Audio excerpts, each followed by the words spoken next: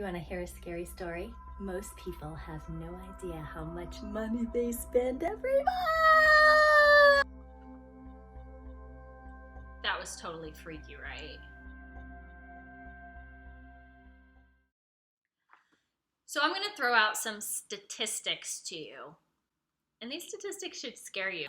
Only 39% of Americans could come up with $1,000 in the case of a financial emergency. Also, on average, it would take someone 18 years to pay off credit card debt if they're paying with only the minimum payment every single month.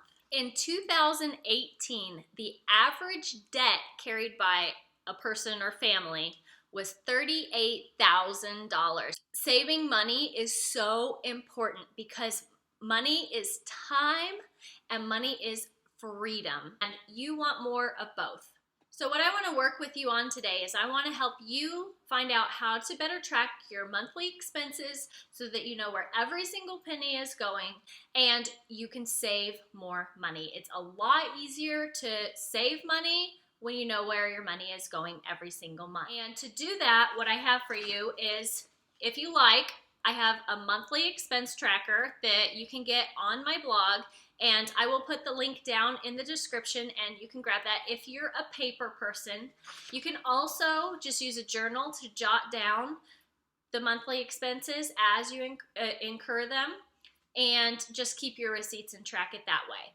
And I'm going to go over some of the rules about tracking your expenses and then also exactly how to use my Printable if that's what you want to do.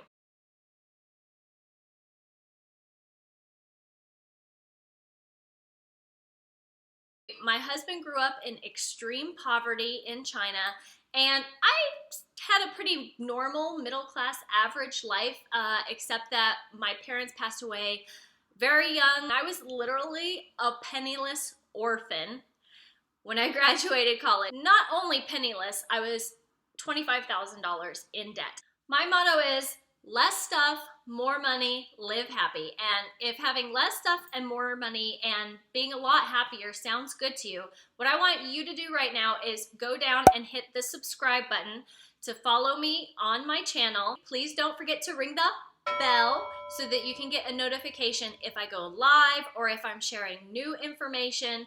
You can see that right away.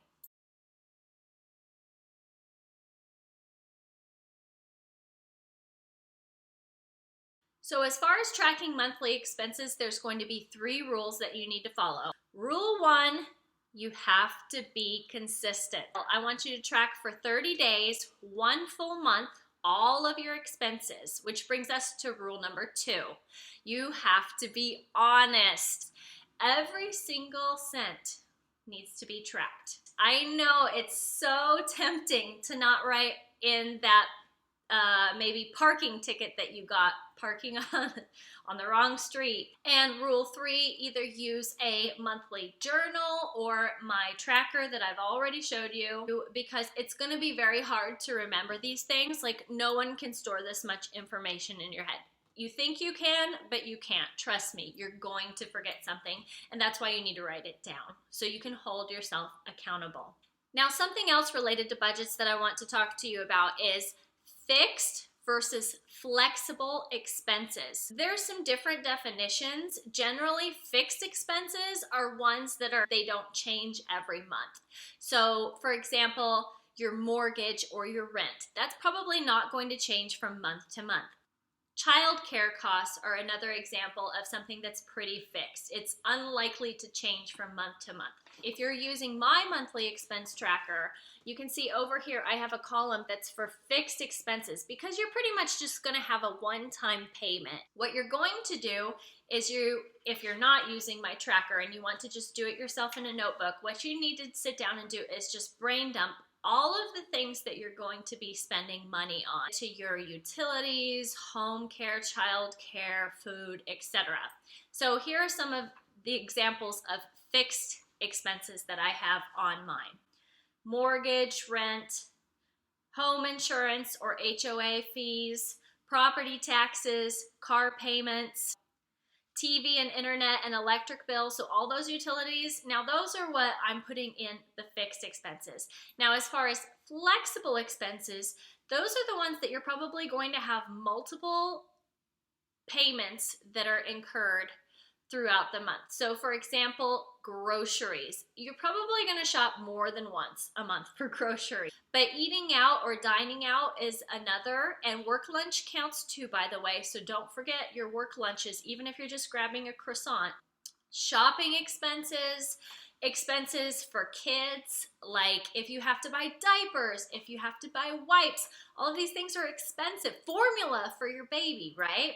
So all of these are kind of flexible. You're not quite sure how much you're going to be spending every month, and that's why you need to write maybe several down. So the ones that are flexible expenses, you can see over here, and then I also left some empty columns that you can see so that you can add in your own expenses. So I didn't include kids in here, but if you have children, you could include a column for children and say diapers, wipes, baby food, baby formula, those costs that are kind of flexible that you're going to incur for your children.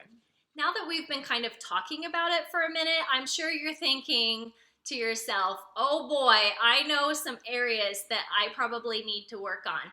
And what I want you to do is, if you have a prediction for something that you could probably do a better job of saving for, drop me a comment below and tell me what area you feel like could use a little bit of work in your budget.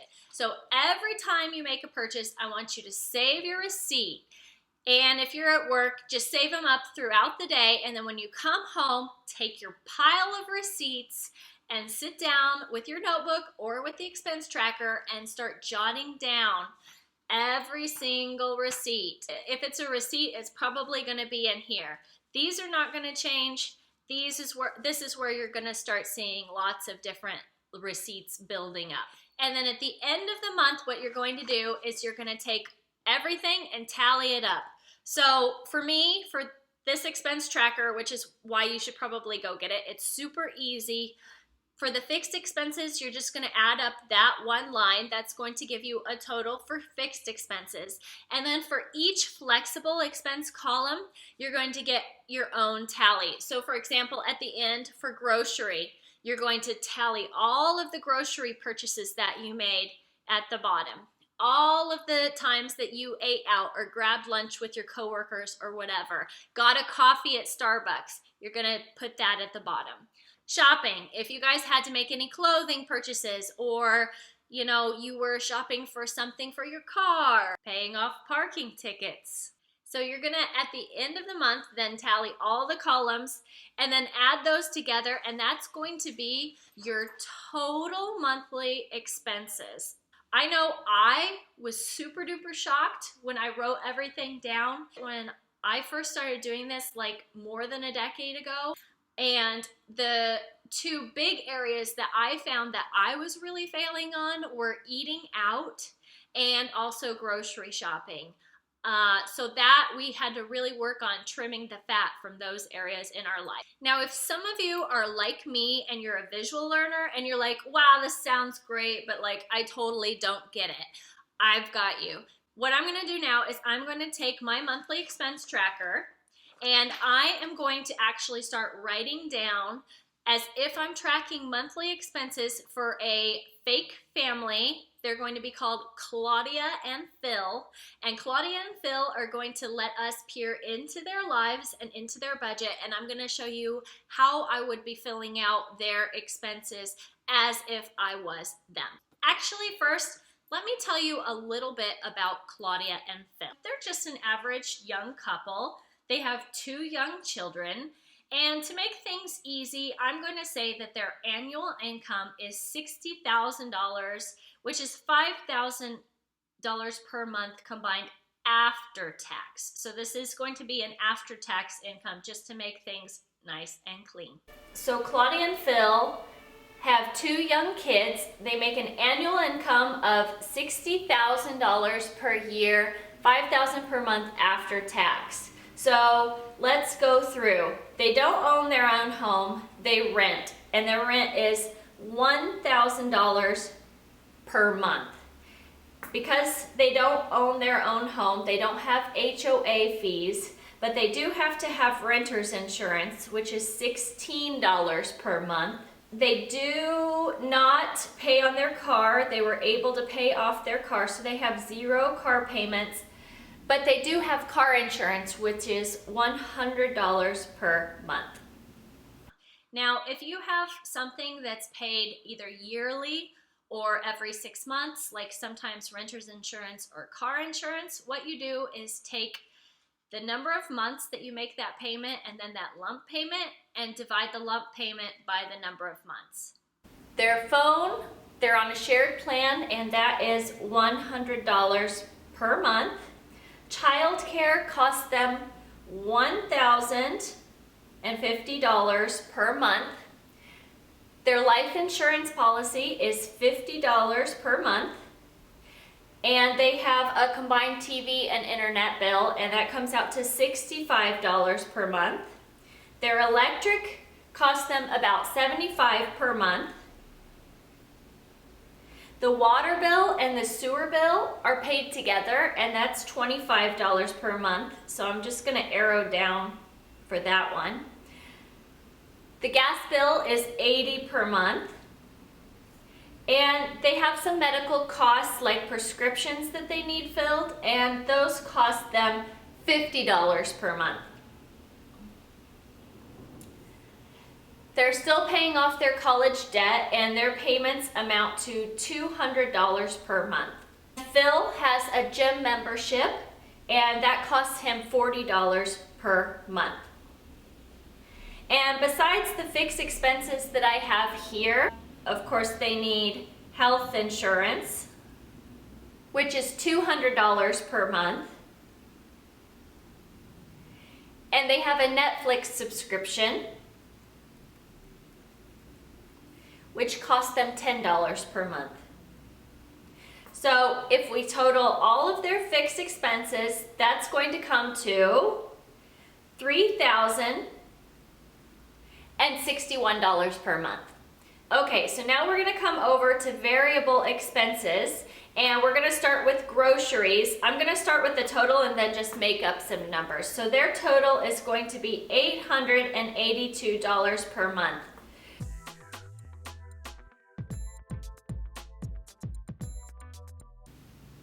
So that gives us a total of $882 spent on groceries. As far as dining out, they spent $360.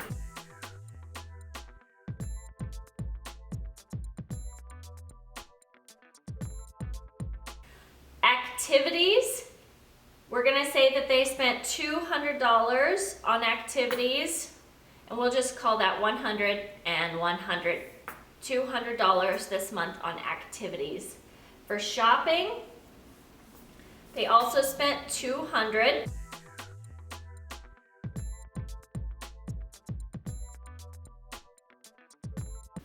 Auto and gas, let's see, which you could also call transportation, and they spent $80.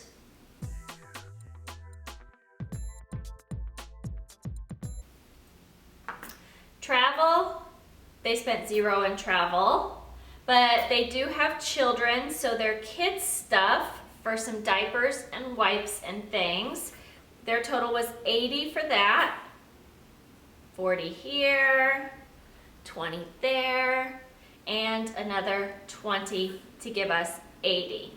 So now that we've got all of our variable expenses mapped out, what we're going to do is we're going to add the totals together. And if we add these totals, the total flexible is going to equal $1,802.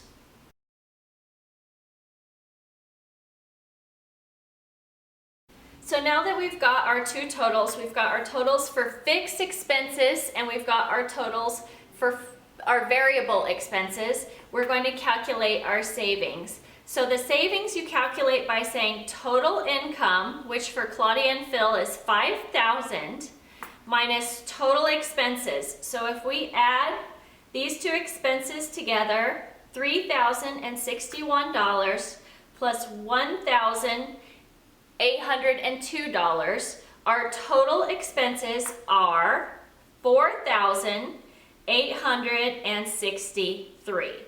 Now, if we subtract 4,863 from 5,000, what we're going to get is a monthly savings of $137 per month.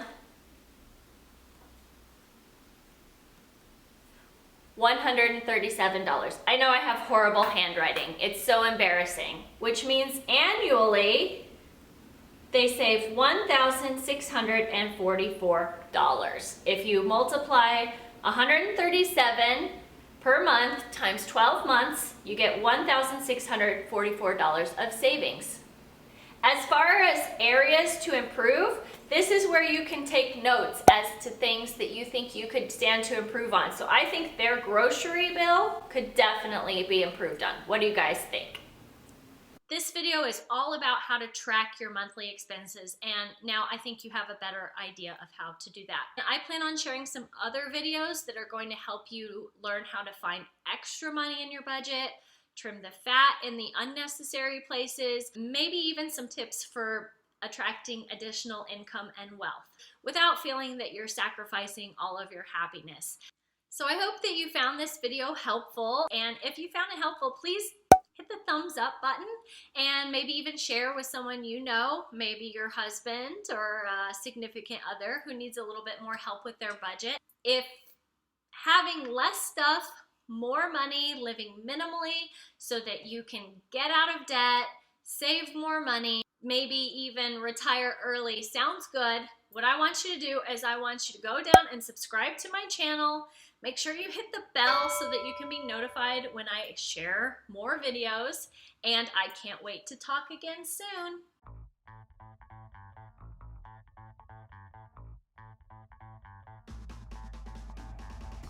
Budgeting is so metal. Just reviewing what I need to talk about first. There's the camera. There's the budget. There's my squirrel cup. Let's do this.